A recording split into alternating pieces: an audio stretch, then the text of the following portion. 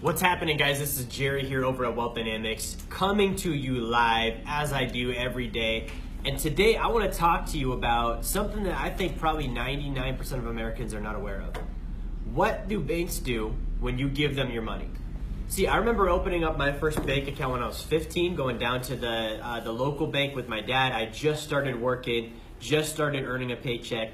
And I opened up a bank account. I was excited. I didn't know why I should be excited, but I knew that adults had bank accounts, that I was opening one, and that must have meant something good. Now, at the time, I thought what you may think today, which was I was giving the money to the bank. They were going to hang on to it for a while. They were going to keep it safe. You know, basic stuff like making sure bank robbers don't take it. Anything else they could do to serve me while they kept my money safe for me. And then when I was ready for it, they would just come back. I would come back to the bank and they'd give it to me. That's how I thought it worked. I thought they would stick it in just a nice little box, hold it there for me, and then I would go back and get it when I was done.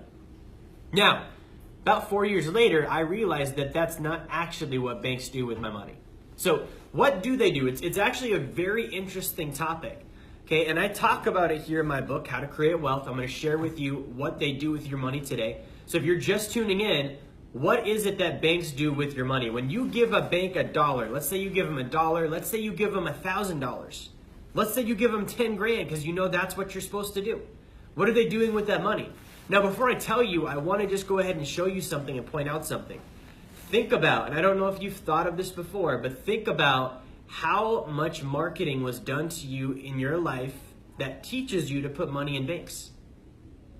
Think about when you were a kid, you wanted to be a cowboy, right? Cowboys, well, what did cowboys defend against? Bank robbers. So from the age of 3, you wanted to be a cowboy and protect banks. Now, when you started getting money, where were you taught to put that money? You were taught to put the money in a piggy bank, okay? Now, all of this marketing has gone on in your life to get you to put money in banks, and you really have to ask yourself why. Why would you put money in the bank? What does the bank actually do? And why are you still continuing to do it? Now, when I started researching the topic, what I learned was that banks, when you put your money in with them, they actually lend that money to others. Okay, they lend it to consumers for mortgages, car loans. They lend it to commercial enterprises like other businesses that maybe need small business loans. They lend it to other institutions. And they're actually allowed to lend out each dollar you give them 9 times on the dollar. Okay, so let's say this is my dollar, right?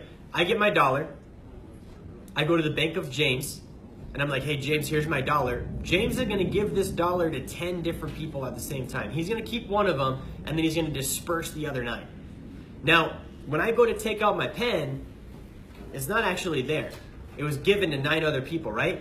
And so when you have your money loaned out like that, that's actually the way bank makes money. The bank makes money. They take your dollars, they give that to 9 other people at the same time. And I want you to just think about the math on this real quick.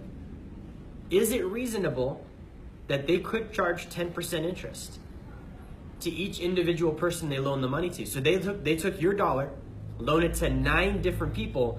What if they were to charge 10% interest? That's a 90% rate of return for every dollar you deposit in the bank if they did that. What if they only did half of that? 4.5%, right? Easily that's a mortgage or a car loan, so that's even more reasonable.